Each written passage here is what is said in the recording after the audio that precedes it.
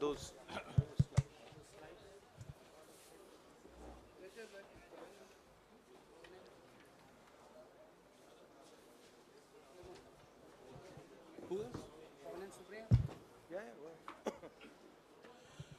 नमस्कार साथियों, इस विशेष प्रेस वार्ता में आप सभी का स्वागत है।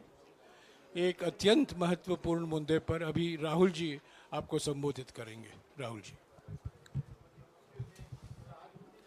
Are they going to put this stuff up here? Srivatsa, are you putting this up here?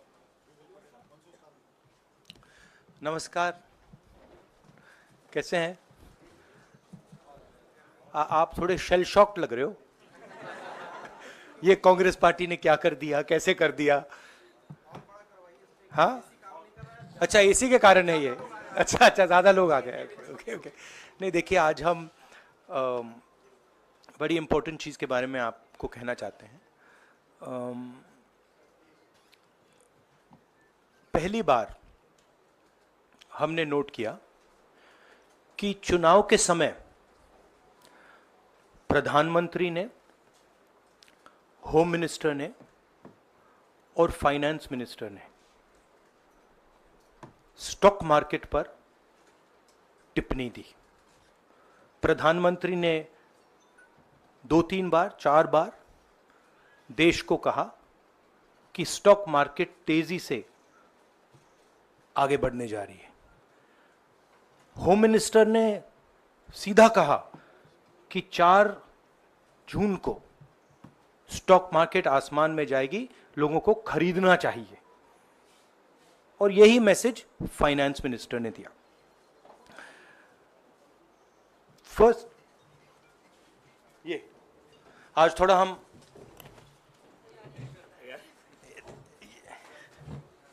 तो ये क्रोनोलॉजी है। अमित शाह कहते हैं बाय शेयर्स बिफोर 4 जून। 19 में नरेंद्र मोदी जी कहते हैं stock market will break records on June 4। फिर 28 मई को रिपीट करते हैं। 1 जून मीडिया झूठे एग्जिट पोल रिलीज करती है। बीजेपी का ऑफिशियल जो इंटरनल सर्वे था वो उनको 220 सीट दे रहा था। तो ये इंफॉर्मेशन बीजेपी के लीडर्स के पास था। इंटेलिजेंस एजेंसीज ने 200 और 220 के बीच में सरकार को बताया था कि उनकी सीट्स आ रही हैं। 3 जून को स्टॉक मार्केट सारे रिकॉर्ड तोड़ देता है और 4 जून को खटाक से स्टॉक मार्केट अंडरग्राउंड चला जाता है। अगला स्लाइड दिखाइए जरा। ये देखिए, 31 मई massive stock activity, more than double what was there on 30th, more than double what was there on 29, 28। ये अनोमली देखिए। ये कौन लोग हैं? ये वो लोग हैं जो जानते हैं कि कोई ना कोई घपला हो रहा है। हजारों करोड़ रुपए यहां पे इन्वेस्ट हुए हैं, फॉरेन इन्वेस्टर्स ने इन्वेस्ट किए हैं। और उसके बाद 30 लाख करोड़ रुपए का लॉस होता है। किसका लॉस होता है? रिटेल इन्वेस्टर्स का लॉस होता है। तो ये जो आप देख रहे हैं, हिंदुस्तान की स्टॉक मार्केट की हिस्ट्री का सबसे बड़ा स्कैम है। और इसके बारे में हम कुछ सवाल पूछना चाहते हैं। पहला सवाल, why did PM and HM give specific investment advice to the 5 crore families investing in the stock market? Is it their job to give investment advice? Second, why both interviews were given to the same media house owned by the same business group, which is also under SEBI investigation for manipulating stock market.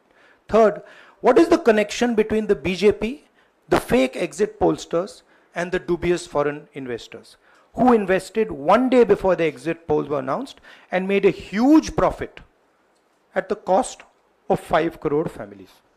We demand a JPC into this. We are absolutely convinced that this is a scam. Somebody has made thousands of crores of rupees at the cost of Indian retail investors, and the Prime Minister and the Home Minister have given an indication to buy. And this is a criminal act. So we demand today a joint parliamentary committee to investigate this. मैं हिंदी में बोल देता हूं. प्रधानमंत्री ने देश की जनता को इन्वेस्टमेंट एडवाइस क्यों दी, और 5 करोड़ परिवारों को जो इन्वेस्ट करते हैं उनको प्रधानमंत्री ने, होम मिनिस्टर ने स्टॉक खरीदने का आदेश क्यों दिया? दूसरा, दोनों इंटरव्यूज जो किए गए थे वो अदानी जी के जो चैनल्स हैं उनको दिए गए थे. उन पर सेबी का इन्वेस्टिगेशन हो रहा है, तो उन चैनल्स का क्या रोल है? और बीजेपी के बीच में जो फेक एग्जिट पोलस्टर्स हैं और ये जो फॉरेन इन्वेस्टर्स हैं, इनके बीच में क्या कोई रिश्ता है? और अगर रिश्ता है तो क्या है? हम जेपीसी चाहते हैं, हम इन्वेस्टिगेशन चाहते हैं, और देश इसकी सच्चाई जानना चाहता है. धन्यवाद. शुक्रिया राहुल जी. साथियों, अभी अभी राहुल जी ने आपको स्पष्ट तरीके से क्रोनोलॉजी समझ लिया है. बार बार गृह मंत्री कहते थे अब क्रोनोलॉजी समझिए. आज राहुल जी ने देश को क्रोनोलॉजी समझाया है. इसके ऊपर अगर आपके सवाल हैं तो एक एक करके आप पूछेगा, एक एक करके पूछेगा.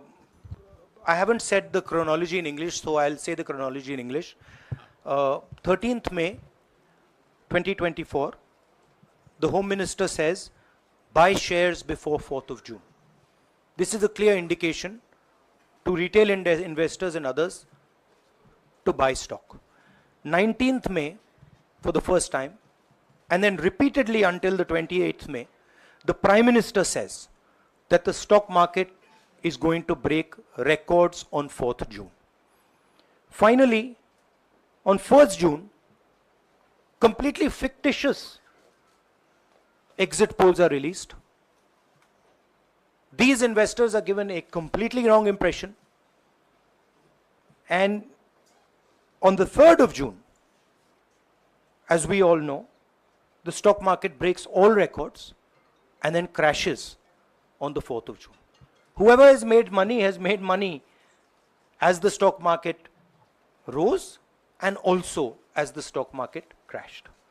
And we are interested in having a joint parliamentary committee, a JPC, to investigate the role of the Prime Minister, the role of the Home Minister, role of BJP members, and also those people who have done these fake exit polls. And finally, we want to understand who are the people, these foreign investors, who did these trades. So we want an investigation for that. शुक्रिया राहुल जी. हाँ संजय. राहुल जी, इससे पहले भी आपने Adani issue पे JPC पिछली लोकसभा में मांग की थी, तो क्या आप चाहेंगे कि ये इशू और हिंडनबर्ग इशू दोनों कंबाइन हो और दोनों की जांच हो? ये जो इशू है, this is a broader issue than just the Adani issue. It is connected to the Adani issue, but this is a much broader issue. This is directly the Prime Minister of India, Home Minister, who are privy to data on actual election results, who have IB reports, who have their own data, who are advising retail investors to buy stock on the floor. This has never happened before. And by the way, the Prime Minister has never commented on stock market before this. This is the first time the Prime Minister has commented, very interestingly, and multiple times, one after the other, saying that stock market is going to boom, stock market is going to boom, stock market is going to boom. And at the same time, he has information that the exit polls are wrong. He has information that he knows what is going to happen because he has IB data and he also has his own party data. हाँ जी रवि। राहुल जी, मेरा सवाल यही है कि जी news ने भी ये सारी चीज़ बताई है जनता को कि कई चैनलों ने मिलकर ये सब चीज़ किया है, जिस तरह से एग्जिट पोल करके लोगों को गुमराह किया है, जिस तरह से शेयर बाजार में सारा कुछ हुआ है, जी न्यूज़ ने भी इस मामले को उठाया है और बताया है। और आपके कहने का सीधा अर्थ है कि अडानी को इसका फायदा उठाने के लिए किया गया है? नहीं, मेरा कहने का ये अर्थ है कि उसमें अडानी इन्वॉल्व हो सकता है, मगर ये अडानी से बहुत बड़ी चीज है। इसमें बीजेपी के सबसे बड़े नेताओं ने कहा है, रिटेल इन्वेस्टर्स को मैसेज दिया है कि आपको स्टॉक खरीदना चाहिए। उनके पास इंफॉर्मेशन थी कि एग्जिट पोल्स गलत हैं, उनके पास इंफॉर्मेशन थी कि बीजेपी को फुल मेजॉरिटी नहीं मिलने वाली है, और वो जानते थे 3 जून को और 4 जून को क्या होने वाला है। कितने का 30 लाख, कितना 30 लाख करोड़ का नुकसान हुआ है, कितने का 30 लाख करोड़ रुपए का नुकसान हुआ है और हजारों लाखों करोड़ रुपए का चुने हुए लोगों को फायदा हुआ है। और हम इंक्वायरी चाहते हैं प्रधानमंत्री पर, होम मिनिस्टर पर, जिन्होंने एग्जिट पोल किया उन पर, और ये जो फॉरेन इन्वेस्टर्स हैं उन पर। हाँ शेमिन।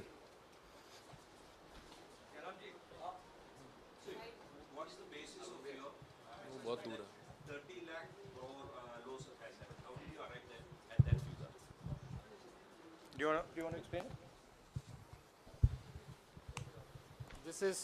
This is based on the value, market value of all the companies the day before the results came, and the market value of the stock market of all the companies at the end of the day on results. हाँ संजीव, एक minute Sanjeev. Rahul ji, you've talked about, are you alleging the involvement of the Prime Minister and the Home Minister? Yes. And whose money is it? Yes, Are you that, saying that it is what I their am money? saying. I am saying that people very high up in the BJP have carried out this scam. I am saying they had partners who carried out these exit polls. We would like to know if these exit polls were actually carried out, if people were actually sent out. And we'd also like to know the methodology of these polls. We'd like to understand who these investors are. We have some sense of who these investors are. So we are not just speaking out of the air. We are confident that if an investigation is done, interesting things will be revealed. And we think the Prime Minister and Home Minister are directly involved in this. हाँ Siddharth. Companies की भी आपको लगता है जांच होनी चाहिए जिनके शेयर बहुत अप गए, जिनके सबसे ज्यादा शेयर खरीदे गए और जिनके शेयर उसके बाद में बीच में बेचे भी गए, तो उन कंपनीज का भी को भी इस दायरे में आना चाहिए, आपको लगता है? हमारा कहना है कि यहाँ पे बड़ा क्लियर है कि स्कैम हुआ है। प्रधानमंत्री ने डायरेक्टली कहा है, होम मिनिस्टर ने डायरेक्टली कहा है, इंडिकेट किया है जनता को कि स्टॉक मार्केट ऊपर जाएगी। होम मिनिस्टर ने तो साफ कह दिया कि खरीदना चाहिए। और जब प्राइम मिनिस्टर और होम मिनिस्टर और फाइनेंस मिनिस्टर ऐसी बात करते हैं तो उसका रिएक्शन आता है, लोग उसको बिलीव करते हैं। तो बिल्कुल क्लियर है कि इन 3 लोगों ने कहा है। यह भी क्लियर है कि इनको मालूम था कि रिजल्ट 400 का नहीं है, 300 का भी नहीं है। तो ये हम पता लगाना चाहते हैं, उसमें आप जो कह रहे हो वो भी शामिल है। राहुल जी, ब्रह्म प्रकाश दुबे, इंडिया डेली लाइफ से। मेरा सवाल यह है कि जो आपने बताया है इतना बड़ा स्कैम है, पहले भी आपने कई मामले उठाए हैं, जेपीसी की मांग पहले नहीं मांगी गई है, तो क्या आपने कहा ये आपराधिक मामला है, क्या कोर्ट में जाएंगे या पुलिस में शिकायत दर्ज करेंगे, क्योंकि आप कह रहे हैं बहुत बड़ा घोटाला है ये? नहीं भैया, मैंने अभी आपको शिकायत दर्ज करेंगे क्योंकि आप कह रहे हैं बहुत बड़ा घोटाला है ये? नहीं भैया, मैंने अभी आपको बोला हम जेपीसी डिमांड कर रहे हैं, इन्वेस्टिगेशन डिमांड अगर कर रहे नहीं हैं। मांगते तो पुलिस में, कोर्ट में जाएंगे? जो भी करना है करेंगे, बट हम आपको ये इन्फॉर्मेशन दे रहे हैं कि ये जो हुआ है ये नॉर्मल चीज नहीं है। इसमें प्रधानमंत्री ने इंडिकेशन दिया है, होम मिनिस्टर ने इंडिकेशन दिया है, फाइनेंस मिनिस्टर ने इंडिकेशन दिया है, अदानी जी के चैनल्स के थ्रू इंटरव्यूज किए हैं, और फाइनली लोगों ने इन्वेस्ट किया है, लोगों ने फाइनेंशियल एक्शन लिया है, कंपनीज ने शेयर खरीदे हैं। इसी विषय पर एक मिनट इसी विषय पर, इस स्टॉक मार्केट घोटाले पर ही हम सवाल ले रहे हैं। मौसमी, इसी विषय पर कीजिएगा बस। एक मिनट, आ रहा हूँ यार, एक मिनट। राहुल जी, एक करके आ रहा हूँ यार। राहुल जी, हम लोग ने पहले भी देखा है कि आप लोग ने कई बारी जब सेशन होता है तो सत्ता पक्ष और विपक्ष आमने सामने होता है, जेपीसी की मांग होती है और सेशन पे सेशन वॉश आउट हो जाते हैं और जनता का पैसा वेस्ट होता है। तो क्या आपको ये तो बीजेपी की लाइन है। तो क्या नहीं, मतलब जनता का पैसा के सेशन वाटर, आप ऐसी टी शर्ट ले लो ना एक, मैं आपको दे दूंगा, जरूरत नहीं है। उनका वो सिंबल दे दूंगा आपको, ये उनकी लाइन है। सवाल आपको पसंद नहीं आए वो अलग बात है, पर आपको किसी नहीं, की सवाल मुझे बहुत पसंद आ रहा है। इस तरह से उंगली उठाने की जरूरत नहीं। आप चेक बहुत अच्छा लग रहा है, बोलिए। बीजेपी का बैच पहनने की आप जरूरत सवाल नहीं। पूछे ना, सवाल नहीं, आपको भी जयराम साहब ये बोलना चाहिए, नहीं, सवाल गलत पूछे। बात है। सवाल पूछे। मेरा बस ये सवाल था कि जेपीसी की मांग पे कई बारी कामकाज ठप हो जाता है, तो क्या आपको लगता है कोई और भी राह आप लोग सड़क की राह इख्तियार कर सकते हैं, क्योंकि ये आम आदमी का पैसा है? हम जनता को एक रियलिटी बता रहे हैं कि यहाँ पे क्लियरली एक स्कैम हुआ है। यहाँ पे प्राइम मिनिस्टर ने इंडिकेट किया है, यहाँ पे होम मिनिस्टर ने इंडिकेट किया है, यहाँ पे फाइनेंस मिनिस्टर ने इंडिकेट किया है।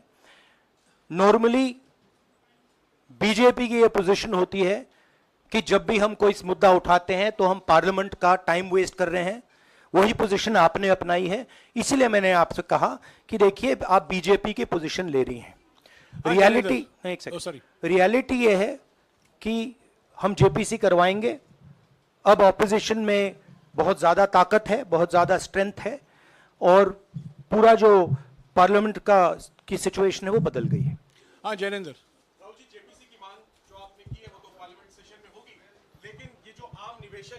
देश भर के जिनका 30 लाख करोड़ डूबा है, उनमें कर्नाटक के, तेलंगाना के, हिमाचल के भी लोग होंगे। तीनों राज्यों में आपकी सरकार है, क्या राज्य की जो जांच एजेंसी है उसके जरिए आप जो उन राज्यों के निवेशकों का कम से कम पैसा डूबा है, ये जो आप पूरे नेक्सस की बात आप कर रहे हैं, गुमराह करने की बात कर रहे हैं, क्या वहां से कोई कार्रवाई की हम उम्मीद कर सकते हैं? सोचा जा सकता है, बट ऐसी चीज के लिए शायद जेपीसी सही औजार होगा। हाँ Ranjita, Ranjita, okay, Mohit is asked, Ranjita यार आप पूछते रहे। मोहित चलो। आपको ऐसे सर मैं इज अपसेट सर मैं मोहित, आपने चमत्कार किया, पूछ लीजिए। सर मैं मोहित हूँ, न्यूज नेशन से। नहीं जानता सर लगातार पिछली घोटालों में भी आपने जेपीसी की बात की थी, आपने हर जांच की बात की, और ये एक बड़ा घोटाला सामने आया, इसमें भी आप जेपीसी की मांग कर रहे हैं। कितनी उम्मीद है कि लोग जेपीसी की ये लागू करेंगे? आपको क्या लगता है कि ये जेपीसी लागू करने वाले, अगर नहीं करेंगे फिर क्या करेंगे आप लोग? नहीं, हम प्रेशर लगाएंगे, डालेंगे, बट मुझे लगता है कि जो पहले राजनीतिक सिचुएशन थी, जिस इम्प्यूनिटी के साथ प्रधानमंत्री पहले काम करते थे, मुझे लगता है वो अब खत्म हो गया है, तो दूसरा नतीजा आएगा। राहुल जी, ये आखिरी है क्या, और दो लेंगे? ये आखिरी है, आखिरी। नहीं, आखिरी हो गया, इन्होंने कह दिया आखिरी। ओके रंजीता।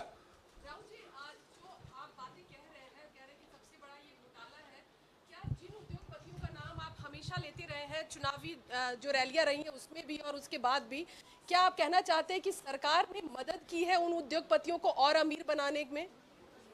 नहीं, मैं कह रहा हूं, मैं सिर्फ सरकार की बात नहीं कर रहा हूं, मैं दो इंडिविजुअल्स की बात कर रहा हूं। प्रधानमंत्री ने और हिंदुस्तान के सब रिटेल इन्वेस्टर्स जिनको नुकसान हुआ है, मैं आपसे बोल रहा हूं, आपको यह बात समझ आ जाएगी। आपका पैसा गया है, आपकी कमाई गई है, आपको नुकसान हुआ है, और इसमें करोड़ों युवा हैं जो ईमानदार हैं। तो नरेंद्र मोदी जी ने, अमित शाह जी ने आपको मैसेज दिया कि 4 तारीख को स्टॉक मार्केट आसमान छुएगी, और आपने उन पर भरोसा किया। मगर सच्चाई यह थी कि नरेंद्र मोदी को मालूम था कि 4 जून को स्टॉक मार्केट आसमान नहीं छुएगी। 4 जून को स्टॉक मार्केट का जबरदस्त नुकसान होने जा रहा है, क्योंकि उनके पास इंटेलिजेंस की रिपोर्ट थी और बीजेपी का जो इंटरनल असेसमेंट था 220 सीट का, वो उनके हाथ में था। तो मेरा यह सवाल है, और मैं आपसे इन्वेस्टर से कहना चाहता हूं कि आपको जो चोट पहुंची है, जो आपको दर्द हुआ है, वो चोट नरेंद्र मोदी जी और अमित शाह के बयान ने आपको पहुंचाई है। और हजारों करोड़ रुपए किसी ना किसी ने चोरी किए हैं, वो आपके जेब से गए हैं, रिटेल इन्वेस्टर्स के जेब से गए हैं। तो मैं चाहता हूं, आपके लिए बोल रहा हूं, मैं आपके लिए बोल रहा हूं कि इन्वेस्टिगेशन होना चाहिए, पता लगाना चाहिए कि प्रधानमंत्री जी ने, होम मिनिस्टर ने आपको यह गलत इंफॉर्मेशन क्यों दी, और ये कौन लोग हैं, इन्वेस्टर्स जो हैं, फॉरेन इन्वेस्टर्स हैं, जिन्होंने इस दिन फायदा उठाया। ये देखिए ग्राफ है, ये रेड चार्ट जो है, इसको देख लीजिए। ये नॉर्मल ट्रेडिंग है, ये नॉर्मल ट्रेडिंग है, ये ग्रे वाली नॉर्मल ट्रेडिंग है, और ये जो ट्रेडिंग है, ये अबनॉर्मल ट्रेडिंग है, ये 2-3 गुना है, और फिर ये हुआ है नुकसान। तो ये नरेंद्र मोदी जी और अमित शाह से मैं पूछ रहा हूं कि आप में इसमें आपका क्या रोल था, और रिटेल इन्वेस्टर्स के लिए पूछ रहा हूं, आपकी मदद के लिए, आपकी मदद करने के लिए पूछ रहा हूं, और इन्वेस्टिगेशन होगा तो आपके लिए होगा। धन्यवाद, शुक्रिया। Thank you.